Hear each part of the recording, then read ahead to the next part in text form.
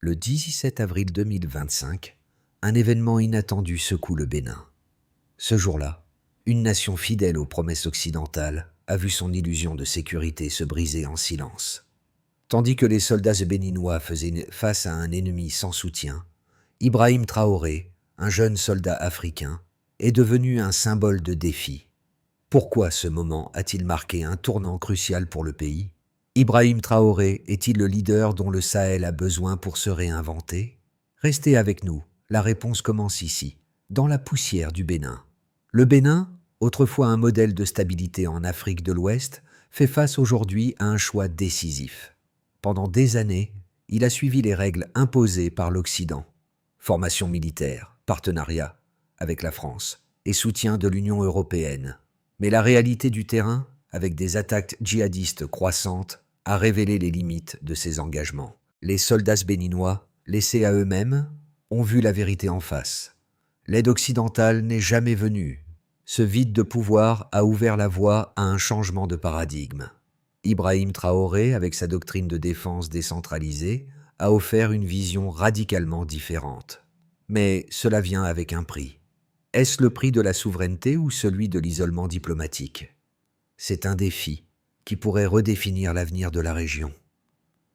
Le silence qui a envahi le Bénin le 17 avril 2025 était plus qu'un simple moment de paix perdue.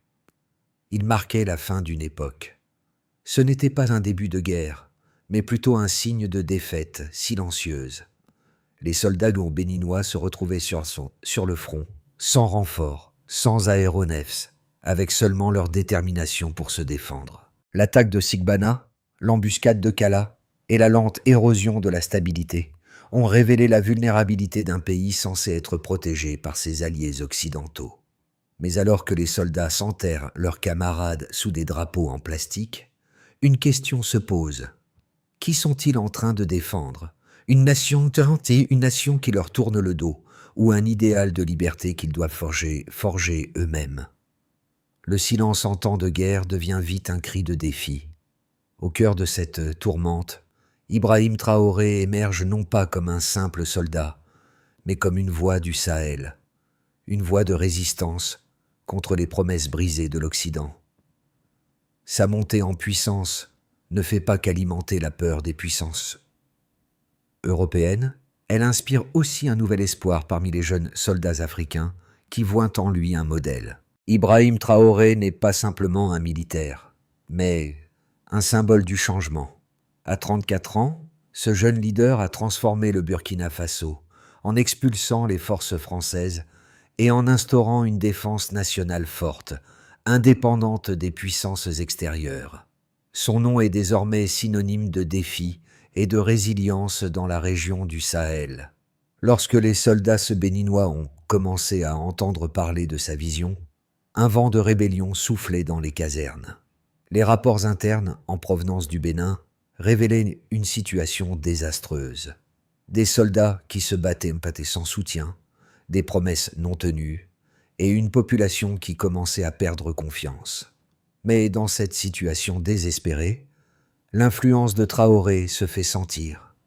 Il n'est plus seulement un leader militaire, il est devenu l'incarnation de la souveraineté retrouvée. Sa philosophie de défense décentralisée s'est rapidement propagée parmi les jeunes officiers qui, au lieu de se plier à la volonté de l'Occident, ont commencé à repenser la manière dont le Bénin pourrait se défendre seul. L'histoire du Bénin prend un tournant décisif à partir du moment où les attaques contre les soldats béninois deviennent plus fréquentes et violentes. Le 17 avril, les soldats découvrent que les promesses de sécurité occidentale étaient vaines. Après une série d'attaques sanglantes, il devient clair que les forces françaises et autres alliés internationaux ne viendront pas à leur secours. Le gouvernement béninois, une fois fidèle aux puissances occidentales, se retrouve dans une position de plus en plus isolée. Le 18 avril, les dirigeants militaires du Bénin commencent à discuter d'une alternative. Ils ne peuvent plus attendre que l'Occident leur fournisse des renforts. Des petites unités locales commencent à s'organiser de manière autonome, formant des milices communautaires sans le consentement des autorités supérieures. Tandis que l'Occident continue de tarder, les jeunes officiers se rassemblent autour de la figure d'Ibrahim Traoré, cherchant un modèle pour sortir de cette impasse. Ils commencent à voir dans sa doctrine de défense une réponse à leur dilemme. Les changements sont rapides. Par le mois de mai, les jeunes officiers se divisent en deux groupes. Ceux qui continuent de croire aux partenariats avec l'Occident et ceux qui, inspirés par Traoré, prônent une défense nationale indépendante. La fracture au sein de l'armée béninoise devient de plus en plus évidente. La guerre n'est plus une question de confrontation militaire, mais une question de survie morale. La question est désormais claire. Continuer à obéir aux anciennes promesses ou réinventer une nouvelle manière de se défendre. Les événements au Bénin, notamment les pertes humaines et matérielles, peuvent être quantifiées avec précision. En avril 2025, le pays a perdu 54 soldats lors des attaques à Sigbaina et Kala. Ce chiffre, bien que frappant, ne représente qu'une fraction de l'ampleur du déclin de la confiance dans les alliances internationales. La lenteur de la réponse occidentale, avec un retard de 3 jours dans les demandes de renfort, a révélé l'ampleur de l'abandon. Les militaires béninois, en l'absence d'aide internationale, ont été contraints de prendre des décisions difficiles et souvent désespérées. Les chiffres parlent d'eux-mêmes. En mai 2025, 80% des demandes de renfort étaient restées sans réponse. Ce manque de soutien direct a poussé les officiers à repenser leur approche. Au lieu de dépendre d'une aide qui n'arrivait jamais, ils ont commencé à se tourner vers des solutions locales. Les jeunes officiers ont vu en la doctrine de Traoré non seulement une alternative, mais une voie vers l'indépendance stratégique.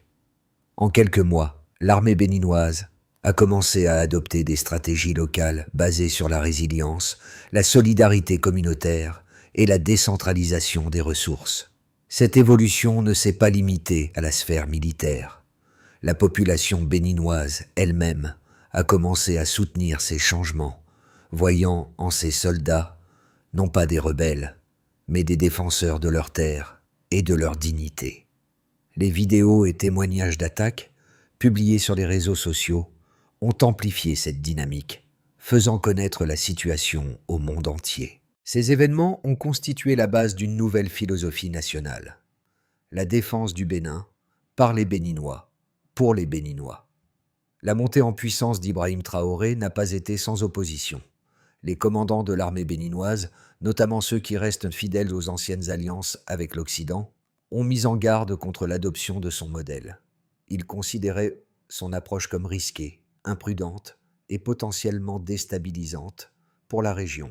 Mais ces voies de résistance ont commencé à perdre du poids. L'incapacité de l'Occident à répondre à la crise béninoise a provoqué une prise de conscience brutale. La dépendance envers les puissances étrangères ne fait qu'affaiblir une nation.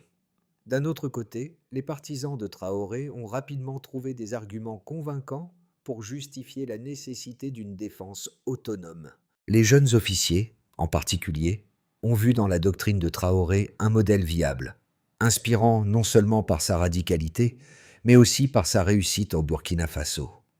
En prônant la défense décentralisée et l'autosuffisance, Traoré a prouvé que l'Afrique pouvait se défendre elle-même sans attendre les promesses non tenues des puissances occidentales. Ces stratégies ont renforcé le moral des troupes, leur redonnant un but et une fierté nationale. Malgré les critiques et les avertissements de l'Occident, qui y voyait une rupture avec le modèle traditionnel, il devenait de plus en plus évident que l'approche de Traoré portait ses fruits.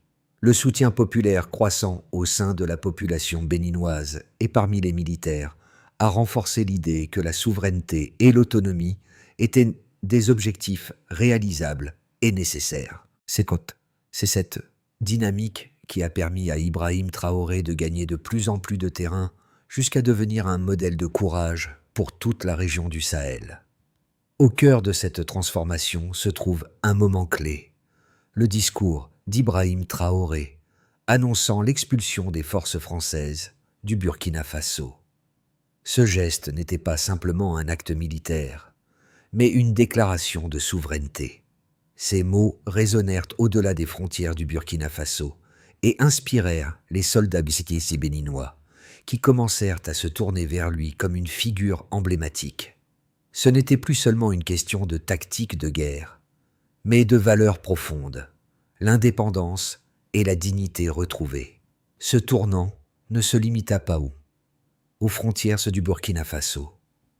Les militaires béninois, jusque-là désemparés, trouvèrent dans l'exemple de Traoré une lueur d'espoir. Ils commencèrent à adopter son approche, réaffirmant leur droit de défendre leurs terres sans dépendre d'une aide étrangère qui s'était avérée défaillante. Ce moment marqua la fin d'une ère de dépendance et le début d'une nouvelle ère pour le Bénin. L'impact des changements initiés par Ibrahim Traoré s'est rapidement fait sentir, non seulement au Bénin, mais dans toute la région du Sahel.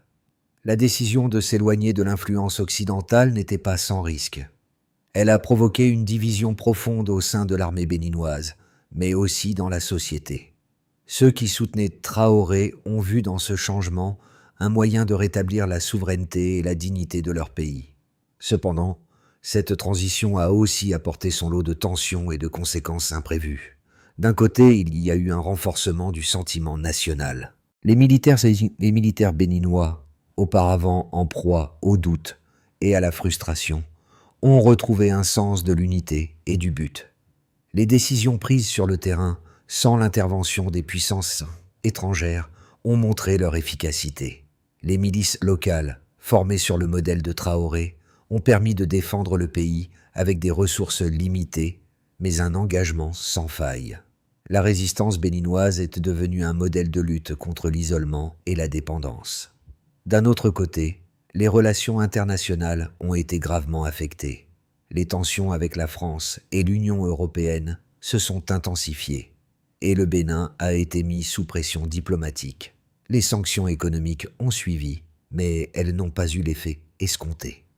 Au contraire, elles ont renforcé la détermination de la population béninoise à défendre sa souveraineté. Ce n'était plus seulement une question de stratégie militaire, mais de survie et d'identité nationale.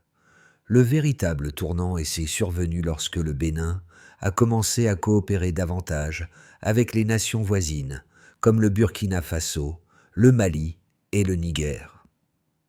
La solidarité entre les pays du Sahel a donné naissance à une nouvelle forme de coopération, centrée sur l'autonomie et la défense collective.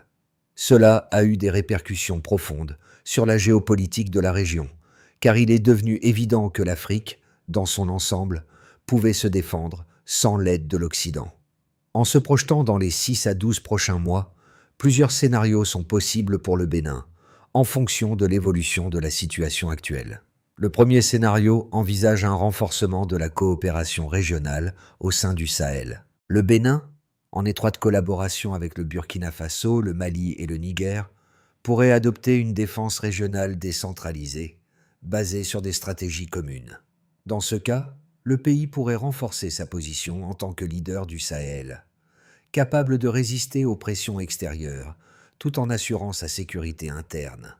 Ce modèle pourrait également attirer davantage de soutien de la part d'autres nations africaines, qui commencent à voir les avantages d'une coopération sans l'ingérence des puissances occidentales. Le second scénario envisage un isolement diplomatique plus marqué. Alors que le Bénin se tourne de plus en plus vers l'autosuffisance et rejette l'influence occidentale, les sanctions économiques pourraient s'intensifier. Cela pourrait entraîner une détérioration des conditions économiques internes, avec des répercussions sur le niveau de vie de la population. Cependant, ce scénario pourrait également renforcer la résilience nationale et conduire à une forme d'autarcie, où le pays compterait davantage sur ses propres ressources et son expertise. Le troisième scénario serait celui d'un compromis. Si la pression internationale devient trop forte, le Bénin pourrait être contraint de revenir à une forme de coopération avec les puissances occidentales, mais cette fois sur des termes plus équitables. Ce compromis pourrait inclure un soutien militaire de l'Occident en échange d'une plus grande autonomie pour le Bénin dans la gestion de ses affaires internes. Cependant, ce scénario risquerait de diviser davantage la société béninoise, certains voyant cela comme une trahison des principes d'indépendance nationale. Dans tous les cas, le Bénin se trouve à un carrefour historique. Sa décision, qu'elle soit d'une coopération plus profonde avec ses voisins ou d'une rupture totale avec l'Occident, aura des répercussions bien au-delà de ses frontières. Au-delà des stratégies militaires et des enjeux géopolitiques, la question du Bénin touche profondément l'âme de chacun d'entre nous. Comment une nation peut-elle se redéfinir lorsqu'elle se trouve abandonnée par ses alliés? Comment ses citoyens réagissent-ils lorsqu'ils sont confrontés à l'échec des promesses extérieures? Le Bénin, dans sa quête pour retrouver son autonomie, pose une question universelle. À qui appartient vraiment la souveraineté? Pour les jeunes officiers béninois, la réponse semble claire. Ils ne veulent plus être les spectateurs d'une histoire écrite par des puissances étrangères. Ils veulent être les architectes de leur propre destin, quitte à se lever contre les modèles imposés. Cette décision de se défendre seul résonne profondément dans un monde où la dépendance peut parfois coûter plus cher que la rébellion. Mais ce n'est pas seulement l'armée béninoise qui est concernée. La population, dans ses ruelles, ses marchés et ses cafés, commence à poser la même question. Les images des soldats béninois s'organisant seuls, sans attendre l'aide étrangère, frappent l'imaginaire. C'est une question de dignité, de survie, mais aussi d'espoir. L'espoir qu'un jour, le Bénin puisse se lever sans avoir à demander la permission à qui que ce soit. L'histoire du Bénin nous rappelle que parfois, le changement ne vient pas de l'extérieur. Il naît du cœur des peuples qui choisissent de ne plus se soumettre, mais de prendre leur destin en main. Le chemin vers la réaffirmation de la souveraineté du Bénin ne sera pas facile, mais il existe des solutions possibles. Pour réussir, plusieurs étapes doivent être franchies. Tout d'abord, le pays doit renforcer ses capacités militaires locales. Il s'agit de former des unités d'élite et de mettre en place un système de défense décentralisé, comme l'a fait Ibrahim Traoré au Burkina Faso. Ensuite, il est impératif de garantir un soutien populaire fort pour ces changements, en impliquant les communautés locales dans la défense nationale. Cela pourrait passer par la formation de milices citoyennes qui seraient responsables de la sécurité des villages et des zones rurales. La deuxième étape consiste à établir des partenariats stratégiques avec des voisins partageant les mêmes valeurs, comme le Burkina Faso et le Mali. Ces partenariats, loin de dépendre des puissances étrangères, se baseraient sur une coopération régionale renforcée, avec une vision commune de sécurité et de développement. L'idée est de créer un bloc autonome qui n'a besoin de personne d'autre que de ses propres membres pour se défendre. Enfin, le Bénin doit s'engager dans une diplomatie proactive pour défendre ses choix et convaincre le monde qu'il a droit à son indépendance. Cela implique de renforcer ses relations avec d'autres nations africaines, de créer des alliances économiques et de mettre en place des stratégies pour gérer les pressions internationales, notamment celles liées aux sanctions économiques. Dans ce tumulte, le Bénin se retrouve à un carrefour. Le pays, qui semblait perdu dans les promesses non tenues de l'Occident, se redresse avec une nouvelle vision de son avenir. Les soldats, les civils, tous unis sous un même idéal, un même objectif, la souveraineté retrouvée. Ibrahim Traoré, en devenant le symbole de cette révolte, incarne l'espoir d'un avenir où le Bénin pourra se défendre seul sans avoir à se soumettre à une aide extérieure qui n'est qu'une illusion. Ce n'est pas seulement un combat militaire, c'est un combat pour l'identité, pour l'honneur, pour la dignité nationale. Le Bénin, autrefois un élève modèle des puissances occidentales, devient le pionnier d'un nouveau modèle africain. Un modèle où la survie et l'autosuffisance priment sur la dépendance et l'isolement. La question qui reste maintenant est simple. Quel avenir pour un pays qui choisit de marcher seul, mais avec fierté? Ce chemin, bien qu'incertain, incarne l'espoir de générations futures. Un espoir que le Bénin, à travers ses sacrifices, pourra montrer au monde qu'il existe une autre voie. Une voie qui ne se résume pas à attendre l'aide, mais à s'ériger en tant que puissance par soi-même. Ce que le Bénin vit aujourd'hui ne concerne pas seulement ses frontières, mais toute l'Afrique. Le défi de la souveraineté, de l'autonomie et de l'indépendance est une question qui touche chaque nation du continent. Ibrahim Traoré, à travers son exemple, montre qu'il existe une autre voie, une voie où la dignité nationale est plus importante que les promesses extérieures. Il est temps pour nous tous de nous interroger. Quel modèle voulons-nous pour notre avenir? Un avenir où nous dépendons toujours des autres, ou un avenir où nous pouvons nous défendre et nous épanouir par nous-mêmes? La route sera longue et semée d'embûches, mais elle est nécessaire. Le Bénin a pris la première étape, mais il appartient à chaque nation de choisir son propre chemin. Alors, à vous, peuple du Sahel, à vous, Africains de tous horizons, que ferez-vous? Le monde regarde, mais la décision est entre vos mains. Nous pouvons changer le destin de l'Afrique, mais cela commence par un seul choix, celui de croire en notre propre force. En suivant ces étapes, Gaza pourrait non seulement se reconstruire matériellement, mais également établir les bases d'une paix durable et inclusive, fondée sur la participation active de son peuple. À travers le parcours complexe et souvent silencieux de la diplomatie de Ibrahim Traoré, un message puissant s'est imposé. La paix ne peut être obtenue au détriment du droit à la participation. Ce principe, qui pourrait sembler abstrait au départ, a commencé à prendre forme sous les projecteurs internationaux. Le Burkina Faso, avec sa petite taille et son influence régionale limitée, a démontré que même les nations marginalisées peuvent initier un changement fondamental dans la façon dont le monde aborde les conflits post-conflit. Le sommet de Ouagadougou, centré sur la légitimité de la participation locale, rappelle l'importance de donner une voix à ceux qui sont directement concernés par les décisions prises en leur nom.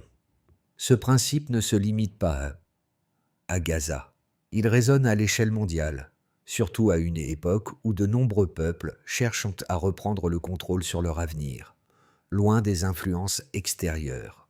Ainsi, le message de Traoré, loin d'être un simple appel à la justice pour Gaza, est un appel global pour une diplomatie fondée sur la souveraineté et le consentement populaire. À chaque étape de ce processus, de plus en plus de voix se lèvent pour soutenir l'idée que la paix véritable ne peut exister que lorsque les peuples sont inclus dans la conversation.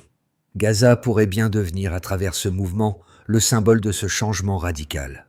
Alors que le monde regarde Gaza, il est crucial de se poser la question suivante. Qui décide de la paix et à qui appartient-elle? Le message d'Ibrahim Traoré nous pousse à repenser notre approche des conflits internationaux. La paix véritable ne peut être imposée de l'extérieur, mais doit émaner des voix locales, des peuples eux-mêmes, qui doivent avoir la possibilité de définir leur avenir. Cette vision de la paix, fondée sur la participation et le consentement, pourrait-elle changer notre manière d'aborder les conflits mondiaux? À l'heure où le processus de reconstruction de Gaza est en cours, il est impératif que la communauté internationale se demande si les peuples concernés ont une place à la table des négociations. Pour aller plus loin, comment pourrions-nous, en tant que citoyens du monde, soutenir des initiatives qui favorisent la participation directe des communautés locales dans les processus de paix? Et au-delà de Gaza, quels autres conflits pourraient bénéficier de ce modèle de diplomatie fondé sur le respect des droits des peuples à s'autodéterminer? L'avenir de Gaza dépend non seulement de la reconstruction physique, mais aussi de la manière dont la paix sera réellement définie, avec les voix des habitants en première ligne.